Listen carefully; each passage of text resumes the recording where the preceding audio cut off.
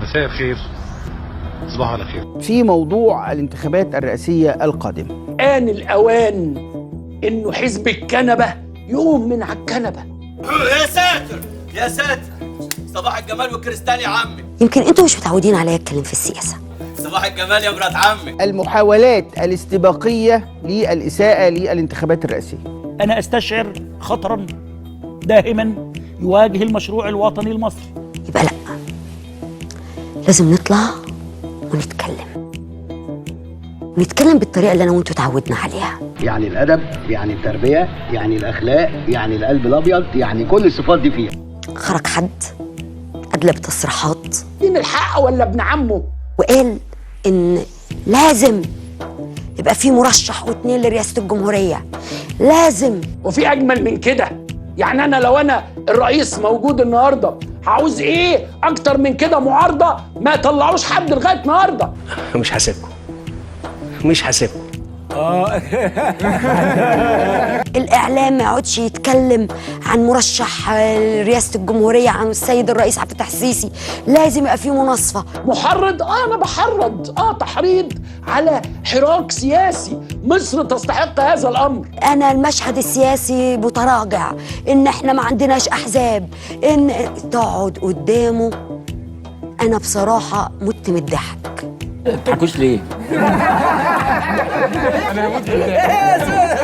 احنا من بعد 2011 كان في 3 انتخابات رئاسية. لا أنا مش شايف، أنا آسف. إذا كانت مشكلتنا أصل إحنا كان عندنا انتخابات بعد 25 يناير فيها 13 واحد كنا بنختار بين السيء والأقل سوءا. واتنين كفاية، واتنين كفاية، وانتم مطلعين حاجة زي كده على النت، 2 كفاية.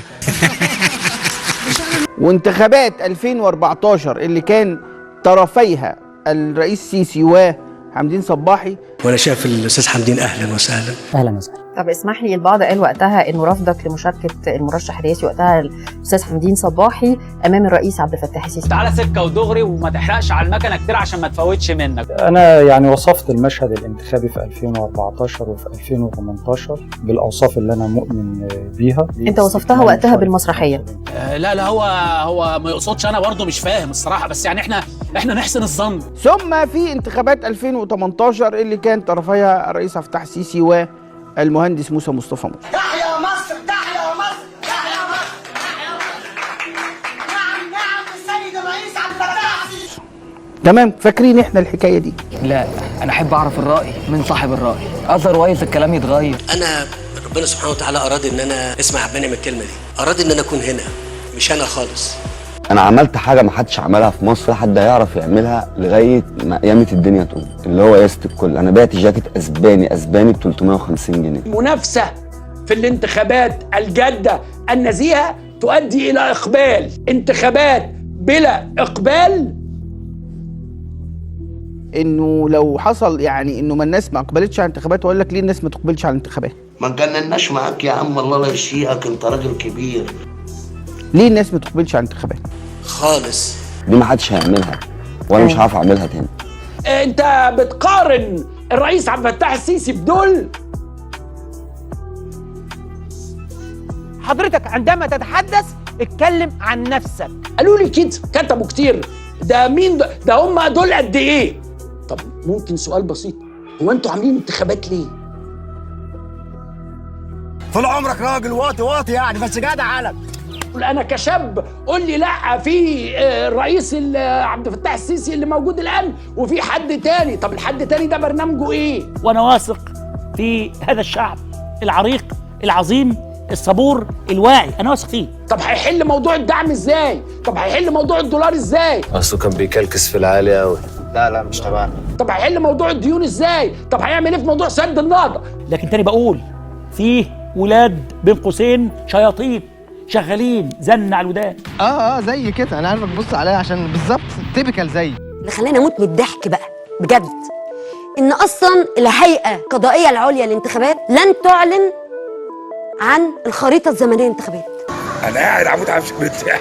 حتى الان ما حدش طلع يقول لك لا جاي. انت بتستبق الاحداث. احداث ايه اللي استبقها؟ ده بعد بكره في رئيس جديد. اين انتم؟ يعني انت اصلا بتتكلم في حاجه انا مستغربه. انا هو اللي بيحصل فينا ده ليه؟ امور السهوكه دي ما بتاكلش معانا. انما غالبيه الاحزاب في مصر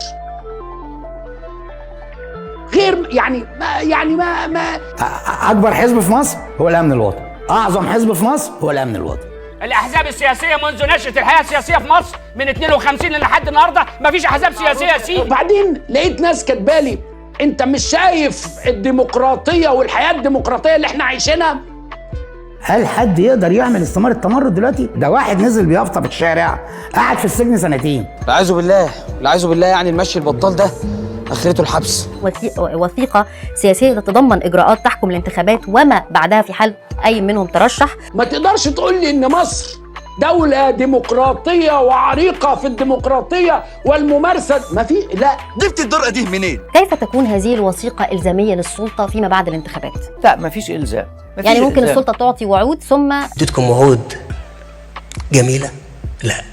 ما هو الرئيس حلف على احترام الدستور وعدل وقال ان مفيش واحد هيقعد اكتر من دورتين وهو بيدخل الثالثه، ويمكن تبقى 4 أو حاجة زي كده، معرفش، ربنا يديله الصحة وطولة العمر يعني. انا والله هبقى خاين. ها لو طبعا ارحلوا جميعا وارحلوا في هدوء. فبصراحة لن تنتزعوا مني اعترافا ان هناك حياة سياسية في مصر. وحضرتك رجل يعني قاضي قبل ان تكون وزير عدل، انه بيتقال كده عن بعض العناوين ان الدولة بتتعقب اي حد بيتكلم عنها او ينتقدها. مسألة ان اي حد بيقول رأيه ما يتمسكش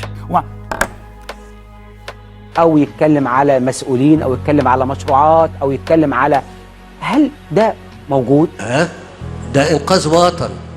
بص يا فندم، مفيش حاجه اسمها متعطل. الدوله فاضيه لمين ولا لمين؟ كل ده كذب وانا اللي قايله. بس انت قايله. انا قايله كذب. هل احنا عندنا كده اي حد يختلف مع الدوله يقول رايه بيترمي في السجن؟ الدوله لها مهام اقل من هذا بكثير.